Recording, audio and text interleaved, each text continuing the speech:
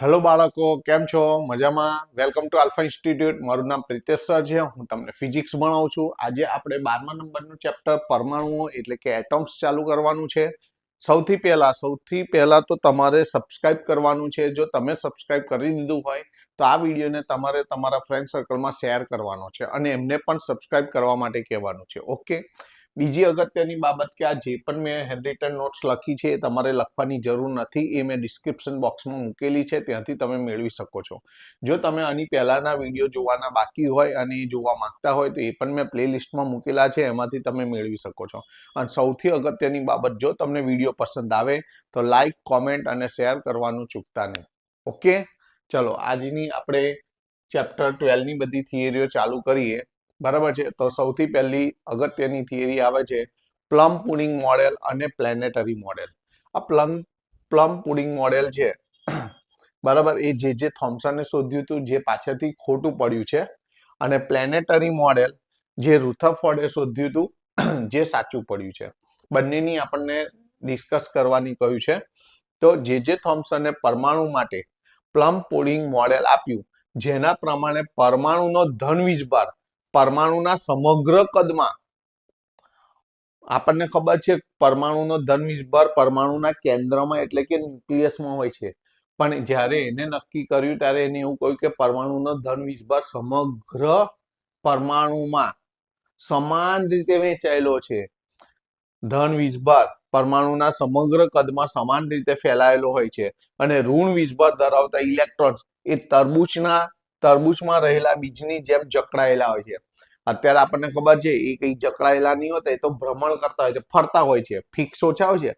અત્યારે આનાથી ઉલટું છે કે ઇલેક્ટ્રોન ભ્રમણ કરતા હોય છે અને ફસાયેલા કોણ હોય છે? ધન વીજભાર ન્યુક્લિયસની અંદર.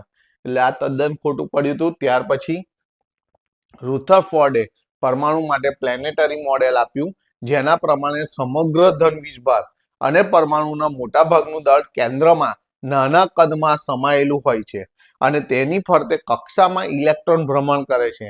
જેવી રીતે સૂર્ય કેન્દ્રમાં અને ગ્રહો તેની ફરતે ભ્રમણ કરે છે. આ ઉપરાંત પરમાણુના આ મોડેલને ન્યુક્લિયર મોડેલ પણ કહેવામાં આવે છે. ઓકે, સહેલા જ છે, કશું આમાં અઘરું છે નહીં. ત્યાર પછીની થિયરી ગાઈગર માસ્ટરનો પ્રકીર્ણન પ્રયોગ સમજાવો. આ પણ અગત્યની થિયરી છે. તો આને પણ તમારે આની ફિગર તમારે સરસ રીતે તૈયાર કરવાની છે અને એક્ઝામમાં બહુ વાર લગાડવાની નથી. અહીં શું છે તો આલ્ફા કણો ઉત્પન્ન કરનાર સ્ત્રોત છે. એમાં કોણ હોય છે? બિસ્મથ હોય છે. એનો પરમાણુ ક્રમાંક કેટલો હોય છે? 83. એનો પરમાણુ ભાર કેટલો હોય છે? 214. આમાંથી આલ્ફા કણોનું વિકિરણ નીકળે છે. આ સીસાના બ્લોક છે, એમાંથી પસાર થાય છે. આ જે આલ્ફા કણોની કિરણાવલી હોય છે એમાં 5.5 મિલિયન ઇલેક્ટ્રોવોલ્ટ જેટલા આલ્ફા કણોની ઉર્જા પસાર થતી હોય છે. અહીં આગળ શું હોય છે તો પાતળો સુવર્ણ વરખ એટલે એક ગોલ્ડ ફોઇલ, પાતળું એનું પડ, ગોલ્ડનું અહીં પડ હોય છે. અને આમાંથી મોટા ભાગના આલ્ફા કણો સીધા પસાર થઈ જતા હોય છે. અમુક થીટા કોણે આપાત થતા હોય, વિકલન પામતા હોય છે, ફેલાતા હોય છે. અને બહુ જ રેરલી કોઈ પાછળની દિશામાં પણ પડતું હોય છે. તો આલ્ફા કણ જ્યારે પાછળ ફેંકાય છે તો એના માટે બહુ નાના ભાગનું, એટલે લગભગ 8000 માંથી 8000 આલ્ફા કણો પસાર થઈ જાય ત્યાં માંડ એકાદ આલ્ફા કણ પાછળની બાજુમાં વિકલન પામતો હોય છે. ખ્યાલ આવી ગયો? આ જે અહીં આગળ આ બધા આલ્ફા કણો પસાર થયેલા અહીં જ્યારે અથડાય છે તો અહીં શાના ઉપર અથડાય છે તો અહીં આગળ ઝિંક સલ્ફાઇડનો પડદો હોય છે. શું હોય છે? ઝિંક સલ્ફાઇડનો પડદો હોય છે. અને એના ઉપર ફરી શકે મૂવેબલ એવું એક ડિટેક્ટર તરીકે માઇક્રોસ્કોપ, ડિટેક્ટર એટલે એને નોંધે, બરાબર છે, તો એવું માઇક્રોસ્કોપ રાખવામાં આવ્યું હોય છે જે આલ્ફા કણોની સંખ્યાને નોંધે છે. જ્યારે આલ્ફા કણો અહીં અથડાય છે ત્યારે ફ્લેશ થાય, ઝબકારો થાય અને એ તરત એને નોંધી લે છે. આ બધી જ વસ્તુ, સમગ્ર વસ્તુ અહીં મેં લખેલી છે, બરાબર. આની આ જ વસ્તુ સર જે બોલ્યા એ નહીં. આકૃતિમાં દર્શાવ્યા પ્રમાણે 5.5 મિલિયન ઇલેક્ટ્રોવોલ્ટનું આલ્ફા કણોનું કિરણ એ પાતળા સુવર્ણ વરખ પર આપાત કરવામાં આવે છે. આ કિરણ સીસાના બ્લોકમાંથી પસાર થાય છે. આ સુવર્ણ વરખની જાડાઈ આશરે 2.1 × 10⁻7 મીટર હોય છે. MCQ માં પણ આવી શકે. તો તમારે આને ઉપર થોડુંક ધ્યાન આપવાનું છે.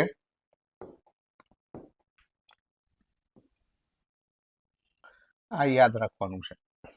ઝિંક સલ્ફાઇડના સ્ક્રીન વડે આલ્ફા કણોનું અવલોકન કરવામાં આવે છે. પ્રકેરિત એટલે ફેલાયેલ આલ્ફા કણો જ્યારે સ્ક્રીન અથવા તો પડદાને અથડાય છે ત્યારે ક્ષણિક પ્રકાશનો ઝબકારો થાય છે, જે માઇક્રોસ્કોપથી જોઈ શકાય છે. આ સાધનને શૂન્યાવકાશ ધરાવતા ચેમ્બરમાં રાખવામાં આવે છે. તો આને આપણે ગાઇગર માસ્ટરનો આલ્ફા પ્રકીર્ણનનો પ્રયોગ કહેવામાં આવે છે. ઓકે, ચલો એના પછીની થિયરી જોઈએ. ગાઇગર માસ્ટરના પ્રકીર્ણન પ્રયોગના પ્રાયોગિક પરિણામોની ચર્ચા કરો. અને પ્રયોગ પરથી કયા પરિણામો તારવ્યા એના માટે તમારે પહેલા તો આ આલેખ દોરવાનો છે. અહીં પ્રકીર્ણન કોણ છે ડિગ્રીમાં, એટલે કેટલા ખૂણે એ પ્રકેરિત થાય છે, કેટલા ખૂણે પ્રકીર્ણન પામે છે અથવા કેટલા ખૂણે ફેલાય છે. અને અહીં પરખ કરેલા નોંધેલા પ્રકીર્ણિત કણોની સંખ્યા, કેટલા આલ્ફા કણો નોંધાયા એની સંખ્યા છે 10⁻1, 10⁻2, 10⁻3, 10⁻4, 10⁻5, 10⁻6, 10⁻7. અહીં 20, 40, 20 ના ડિફરન્સ છે. અને આવી રીતે તમારે આલેખ દોરવાનો છે આશરે. અને એની અંદર આ સળંગ વક્ર પણ છે અને ડોટ પણ છે. જો અલગ અલગ ડોટ અમુક જગ્યાએ તમારે બતાવી દેવાના છે. આમાં કોઈ ચોક્કસ સ્થાન નથી, આપણે અહીં આગળ એને સમજાવવાનું. આમાં ડોટ શું દર્શાવે છે, સળંગ વક્ર શું દર્શાવે છે, એની માહિતી જો. અહીં આલેખમાં ટપકાઓ એ પ્રયોગથી મળેલા મૂલ્યો દર્શાવે છે. ટપકાઓ શું દર્શાવે છે? પ્રયોગથી મળેલા મૂલ્યો. જ્યારે સળંગ વક્ર, આ જે સળંગ વક્ર છે આખું, એ પરમાણુના કેન્દ્રમાં ધન વીજભાર ધરાવતું નાનું અને ઘટ્ટ ન્યુક્લિયસ હોય છે એનું પૂર્વાનુમાન કરે છે. એનો ખ્યાલ આપે છે કે પરમાણુના કેન્દ્રમાં નાનું ઘટ્ટ અને ધન વીજભાર ધરાવતું કેન્દ્ર હોય છે. બીજું શું પ્રાયોગિક પરિણામ છે? ઘણા આલ્ફા કણો સુવર્ણ વરખમાંથી સીધા મોટા ભાગના તો સીધા પસાર થઈ જાય છે, એટલે કે અથડામણ અનુભવતા નથી. તો આ બે પરિણામો બહુ જ અગત્યના છે. ઓકે, ત્યાર પછી ત્રીજો અને ચોથો આ પ્રશ્ન પણ તમે તૈયાર રાખજો. આને પણ તમે IMP નોંધી લેજો. બરાબર છે. પ્રકીર્ણન પામેલા ઘણા આલ્ફા કણોમાંથી માત્ર 0.14% તો 1 ડિગ્રીથી પણ વધારે ખૂણે પ્રકીર્ણન પામે છે. જ્યારે 8000 માંથી 1 જેટલા આલ્ફા કણ 90 થી વધારે ખૂણે એટલે પાછળની દિશામાં પ્રકીર્ણન પામે છે. આ ત્રીજું પ્રાયોગિક પરિણામ હતું. અને ચોથું, પાછળની દિશામાં પ્રકીર્ણન થવા માટે આલ્ફા કણ ખૂબ જ વધારે અપાકર્ષણ બળ ધરાવતું હોવું જોઈએ. તો આ 4 પ્રાયોગિક પરિણામો છે. બરાબર છે. 2 માર્કમાં સરસ પૂછાય એવી થિયરી છે. એના પછી પ્રકીર્ણન પામેલા આલ્ફા કણો માટે રુથરફોર્ડે કરેલી દલીલ, નોંધપાત્ર મુદ્દા જણાવો. એના ઉપરથી એને કઈ બાબતોની દલીલ કરી. ઓકે, તો રુથરફોર્ડે એવી દલીલ કરી કે જો પરમાણુના કેન્દ્રમાં મોટા ભાગનું દળ આવેલ હોય અને તે કેન્દ્ર ધન વીજભાર ધરાવે તો કુલંબ અપાકર્ષી બળ પણ ધરાવતું હોવું જ જોઈએ. આ એક એની દલીલ હતી. બરાબર છે. દલીલ એટલે એને સાબિત નતું કર્યું, પણ એને તર્ક આપ્યો, એક આઈડિયા આપ્યો. એના ઉપર પછી પાછળથી વધારે પ્રયોગો થયા હોય. જો આમ હોય તો આલ્ફા કણો ટાર્ગેટની ખૂબ જ નજીક જાય. બહુ જ અપાકર્ષણ બળ હોય તો ટાર્ગેટની બહુ નજીક જશે, પણ એને વીંટશે નહીં, એને છેદશે નહીં, એને ટચ નહીં કરે. ત્યાંથી અપાકર્ષણ બળને લીધે પાછા આવી જશે. જો આમ હોય તો આપાત આલ્ફા કણો ટાર્ગેટની ખૂબ જ નજીક જાય, પરંતુ તેને છેદ્યા વગર, પાર કર્યા વગર ત્યાંથી પ્રકીર્ણન પામે છે, જુદી દિશામાં ફેલાઈ જાય ટકરાયા વગર. તેની આ દલીલ ન્યુક્લિયર પરમાણુની પૂર્વધારણાને અનુસરે છે અને આ કારણે રુથરફોર્ડે ન્યુક્લિયસની શોધ કરી એમ કહેવાય છે. આ ઉપરાંત ઇલેક્ટ્રોન ન્યુક્લિયસથી ટૂંકા અંતરે હોય છે અને જેમ ગ્રહો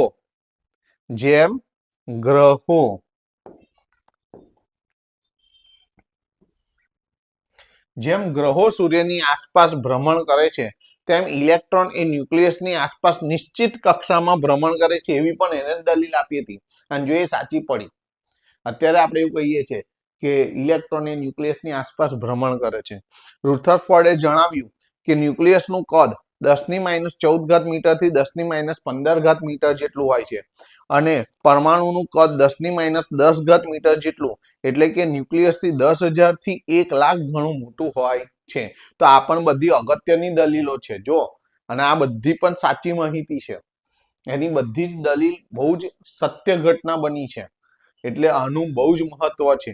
એટલે આ પ્રશ્ન પણ તમારે વ્યવસ્થિત રીતે તૈયાર કરવાનો છે. એના પછીની થિયરી લઈએ. આલ્ફા કણોના પ્રકીર્ણન માટે રુથરફોર્ડની સમજૂતી. આ ઉપરાંત એને શું શું સમજાવ્યું? પેલી દલીલ હતી. ઓકે, હવે એને શું સમજાવ્યું એટલે શાના ઉપર એ શ્યોર હતો? દલીલ એટલે એને શ્યોર હોવાનો દાવો કર્યો પણ સાબિતી નથી આપી, અને અહીં આગળ એને સમજાવ્યું એટલે દાવા સાથે એટલે પ્રૂફ સાથે. સુવર્ણ વરખ ખૂબ જ પાતળું હોવાથી આલ્ફા કણોનું એકથી વધુ વખત પ્રકીર્ણન થતું નથી. બીજું શું સમજાવ્યું? ગોલ્ડનું ન્યુક્લિયસ એ આલ્ફા કણ કરતા લગભગ 50 ગણું ભારે હોય છે. આથી પ્રકીર્ણન પ્રક્રિયા દરમિયાન તે સ્થિર રહે છે. ભારે વસ્તુને હલકી વસ્તુ ટકરાય તો ભારે વસ્તુ તો સ્થિર જ છે ને, બસ એની વાત કરી છે. આલ્ફા કણો એ હિલિયમના ન્યુક્લિયસ હોય છે. આલ્ફા કણો એટલે 2He4 હિલિયમ કણો છે. તો એના ન્યુક્લિયસ હોવાથી તેનો વીજભાર 2e 2He4 એનો પરમાણુ ક્રમાંક 2 છે ને, એટલે 2e જેટલો વીજભાર. જ્યારે ગોલ્ડ ન્યુક્લિયસનો વીજભાર Ze, જ્યાં Z બરાબર 79 e જેટલો એનો વીજભાર હોય છે. ન્યૂટનની ગતિના બીજા નિયમ અને કુલમના નિયમનો ઉપયોગ કરીને આલ્ફા કણના ગતિપથ વિશે જાણકારી મેળવી શકાય છે. આલ્ફા કણના ગતિપથ વિશે પણ આના પછીનો પ્રશ્ન આપણે ભણવાનો જ છે, કેવો હોય છે. અહીં કુલમ બળ લાગતું હોય છે. એનું સૂત્ર 1/4πε0. પહેલા અહીં આગળ આલ્ફા કણનો વીજભાર અને આ ગોલ્ડ ન્યુક્લિયસનો વીજભાર. આલ્ફા કણનો વીજભાર 2e. આપણે આવું બોલીએ છીએ ને કે K Q1 Q2/r². Q1 એટલે આલ્ફા કણનો વીજભાર, Q2 એટલે ગોલ્ડ ન્યુક્લિયસનો વીજભાર Ze/r², જ્યાં r એ આલ્ફા કણ અને ટાર્ગેટ ન્યુક્લિયસ વચ્ચેનું અંતર છે. ઓકે, આલ્ફા કણના સ્થાનાંતર દરમિયાન આ બળ સતત બદલાતું રહે છે. આ જે અપાકર્ષણ બળ છે એ સતત શું થાય છે? બદલાયા કરે છે. અને આના પછીની આ પણ ખૂબ જ અગત્યની, જો સરે પહેલેથી મોસ્ટ એમપી લખી દીધું છે, આકૃતિ તમારે દોરવાની છે, એમાં બહુ ટાઈમ નથી લગાડવાનો. આલ્ફા કણનો ગતિપથ સમજાવો. આલ્ફા અહીં આગળ આ બધા આલ્ફા કણ આવે છે અને આમાંથી જો અમુક જણ પાછળ પડે છે, અમુક જણ લંબ રૂપે જાય છે, અમુક જણ મોટા મોટા ખૂણે વિકર્ણિત પ્રકિર્ણિત થાય છે. અહીં ટાર્ગેટ ન્યુક્લિયસ છે, બરાબર. આ પ્રારંભિક વેગ સદિશ છે. આ પ્રારંભિક વેગ સદિશ અને આ જે બીજા આલ્ફા કણો છે એમની વચ્ચેનું જે આ લંબ અંતર છે, બરાબર, એને બી કહેવામાં આવે છે. બી ને ઇમ્પેક્ટ પેરામીટર કહેવામાં આવે છે. બી ને શું કહેવામાં આવે છે? ઇમ્પેક્ટ પેરામીટર કહેવામાં આવે છે. આ જ વસ્તુ અહીં સમજાયેલું છે કે બી એ ઇમ્પેક્ટ પેરામીટર છે. બી એટલે આલ્ફા કણ અને પ્રારંભિક વેગ સદિશ.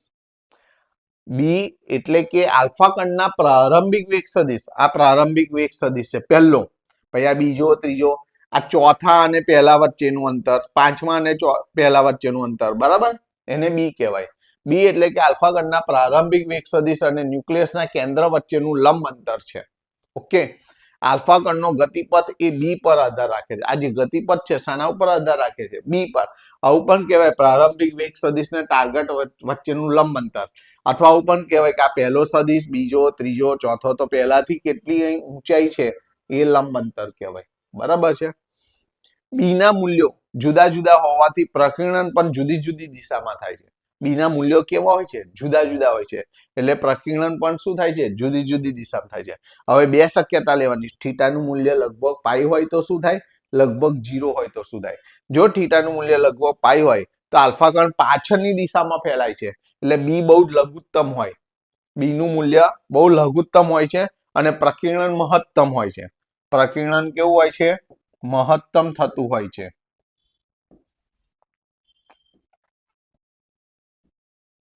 પ્રકીર્ણન મહત્તમ થતું હોય છે, બરાબર છે. જો થીટા લગભગ 0 હોય તો બી ખૂબ જ મોટો હોય છે અને પ્રકીર્ણન થતું નથી. જે પરથી કહી શકાય કે પરમાણુનું મોટાભાગનું દળ નાના કદમાં જ એટલે કે કેન્દ્રમાં એટલે કે ન્યુક્લિયસમાં સમાયેલું હોય છે. તો આટલી થિયરી તમારે મસ્ત રીતે તૈયાર કરી દેવાની છે, બરાબર છે. એમાં આ છેલ્લો પ્રશ્ન પણ ખૂબ જ મોટો મહત્વનો છે. ગાઈગર માસ્ટરનો પ્રયોગ પણ ખૂબ જ અગત્યનો છે. પ્લમ પુડિંગ મોડેલ અને પ્લેનેટરી મોડેલ પણ ખૂબ જ અગત્યનું છે. તો આટલા પ્રશ્નોને સરસ રીતે તૈયાર કરી દો. બાકીની બીજી થિયરીઓ છે એને આપણે આવતા નેક્સ્ટ લેક્ચરની અંદર લઈશું, બરાબર છે.